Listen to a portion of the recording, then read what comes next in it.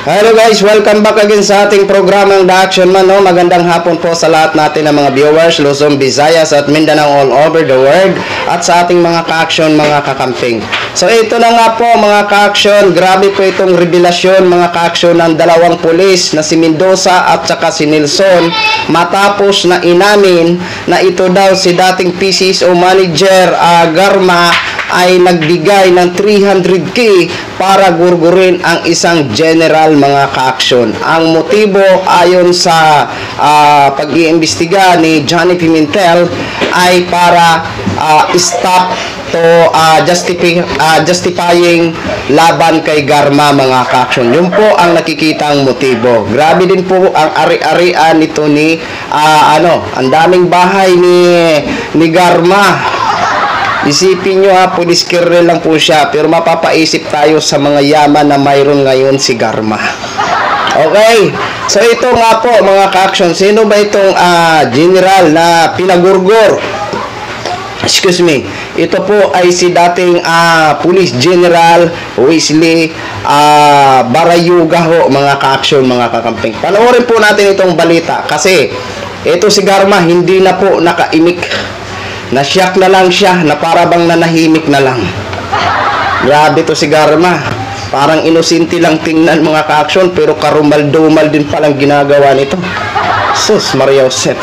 Ito po, panoorin po muna natin to. Tawag uli sa iyo si Colonel Leonardo at sinabihan ka na may isang taong nagngangalang Tox na tatawag sa iyo, hindi ba? That day po yun na sa sir sa Your Honor na tumawag sa akin. The same time lang po yun. Tapos nag-relay siya na may talks na magkipag-coordinate nga daw sa amin na yun ang makikipag-coordinate niya sa iyo. Anong sinabi exactly ni Colonel Leonardo sa iyo? Sino itong talks na ito? Si Talks daw po, bata ni Ma'am Garma. Kung sa pagkakaalam ko ang driver security. Mr. Chair, kung hindi ako nagkakamali, itong talks ay yung talks na pinakita na litrato ni Chairman Dan Fernandez kanina, who is still employed with the PCSO, and sabi na nga ni Colonel Mendoza, tao at bata ni Colonel Garma. Nung tinawagan ka na ni Tox, anong sinabi sa iyo?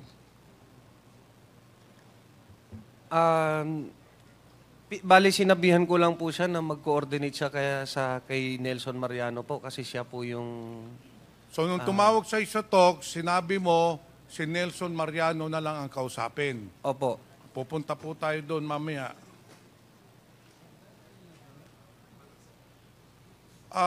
Nelson Mariano, nung nagkausap kayo ni Tox, anong pinag-usapan ninyo? Magandang hapon po, Your Honor. Oh. Binibigay niya po sa akin yung mga impormasyon, lahat ng detalye, sasakyan, at oras ng paglabas ni General Barayuga. So in short, binigay sa iyo ni Colonel Leonardo lahat ng information, whereabouts ni General Barayuga. Ang nagbigay po si Tox. Si Tox na ang nagbigay. Ngayon, sa paragraph 12, Colonel Mendoza, nagkausap kayo ni Nelson Mariano at sinabihan kang nakahanap na siya ng hitman. Ano ang pangalan ng hitman na nahanap niya?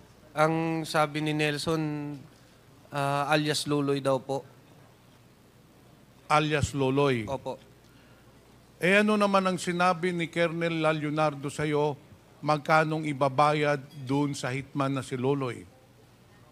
300,000 daw po galing kay Ma'am Garma. So very clear na sinabi niya yung 300 piso na ibabayad kay Loloy, na yun ang papatay kay kay General Barayuga ay manggagaling kay Colonel Garma. Yung po ba? Opo, Your Honor. Mr. Chair, the plan was set from the very beginning. Tumawag si Colonel Leonardo kay Colonel Mendoza, sinabihan siya na may operation, and then si Colonel Mendoza kinontak naman si Nelson Mariano, and then itong si Nelson Mariano, kinontak naman yung loloy na hitman, at saka nag-usap sila ni Tox na tao ni Colonel Garma. And then on July 30, 2020, nangyari na po yung pagpatay o pagpaslang kay General Barayuga, kung saan nakita po natin sa video, 2 beses na po pinalabas. Pagkatapos ng insidente, Colonel Mendoza, pagkatapos pagpaslang, ano na po ang sunod na nangyari? Sinong tumawag sa iyo? Tumawag po sa akin si Sir Leonardo na may binibigay po daw na pabuya si Ma'am Garma.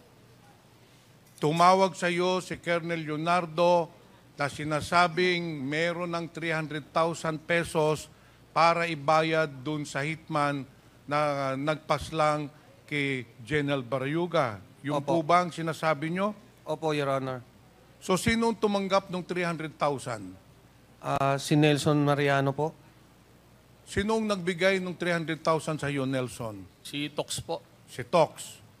Pagkatanggap mo ng 300,000 pesos, ano na ang ginawa ninyo doon sa 300,000 pesos?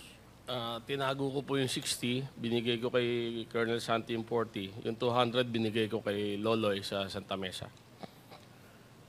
Itong si Tox, kung makikita ninyo, ay makikilala pa ba ninyo? Opo.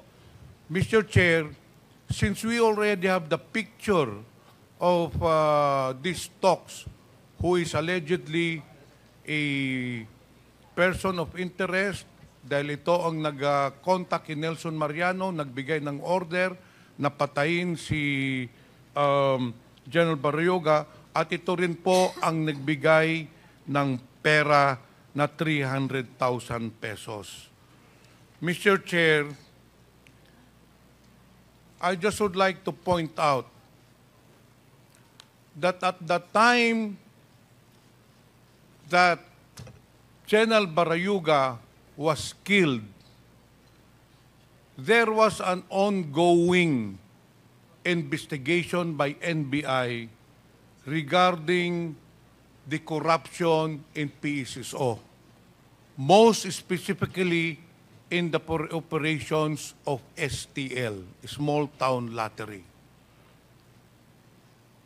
In fact, bago po siya napatay, itong si General Barayuga, according to NBI officer in charge, Eric Distor, General Barayuga was prepared with all the documents, and in fact, he was prepared to testify against the corruption and illegal practices in PCSO.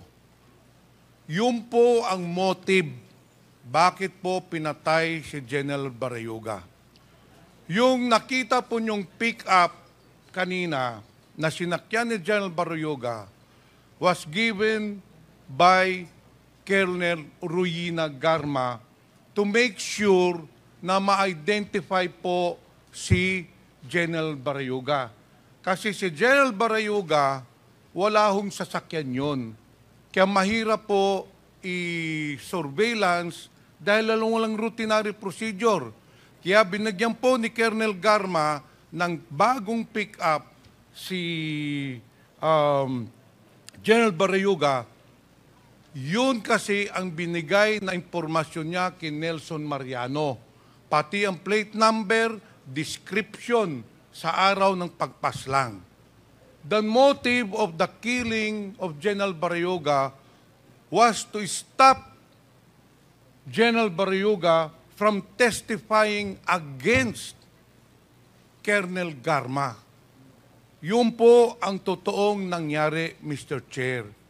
And that is why I would like to recommend to this committee, in the committee report, that we should file the necessary cases against those perpetrators when I cannot let justice not be served to the victims. Mr. Chair, Colonel Ruyina Garma has been involved in the different killings all over the country. In fact, Mr. Chair, si Colonel Garma, nung unang pagdinig pa lang natin, involved na po siya doon sa pagpatay ng 3 Chinese drug lords, which was corroborated by the different resource persons. Nung si Colonel Garma din ay na-assign doon sa Cebu City, there were 198 killings as recorded and as reported by Mayor Tommy Esmeña.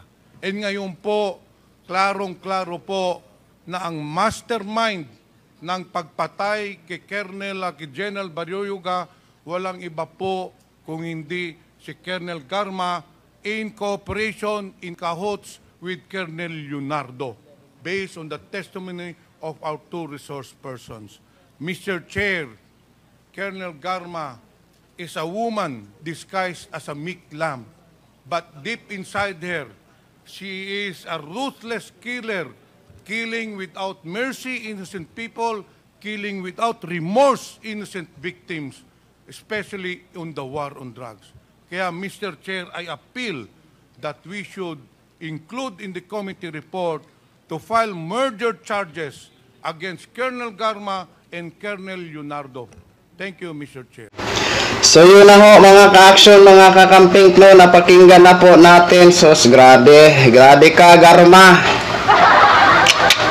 grabe ka Inday, Diyos ko po, wala ka na bang puso? Nung isang hearing din na nasundan ng hearing na to, na ano din siya, itinuturo din siya sa 3 Chinese na nagurgur mga ka-action, nanggaling din sa kanya ang tawag, di ba? Eto na naman, di ba? Siya ang nagbigay ng 300K para gurgurin. Ito si Wesley Barayuga, mga ka-action, mga kakamping. Grabe mga ka-action. Kung ako dito, nako, hindi na kailangan pang tanong ng tanongin yan. Paila na ng kaso yan, di ba? Kasi grabe, karumal-dumal ng ginagawa nitong Inday na to, Sus Maria Josep. Ewan ko na lang. Kaya, nung paiyak-iyak mo na yan, wala na yung kwenta sa akin. Kung dati umiyak ka, naawa ako. Hindi ako naawa sa iyo. Naawa ako sa testimony mo dahil dinahilan mo ang anak mo. Naawa ako sa anak mo kung maliit. Di ba? Pero grabe mang pala itong ginawa mo sa ating mga kapwa-tao. Kailangan mo pa magbayad para hindi ka mabulgar. Pero sabi nga natin, wader lang yan. Ito panahon na para lahat ng baho ni Garma ay lalabas na at ang katotohanan ang mangibabaw. Kaya good luck na lang sa iyo, Garma. So yun lang po mga ka-action, no? Gin-share ko lang po sa inyo. Maraming salamat po sa ating mga viewers Luzon, Visayas at Mindanao all over the world. Ako po ang inyong lingkod, si Action Man. Have a good day, everyone. Beautiful.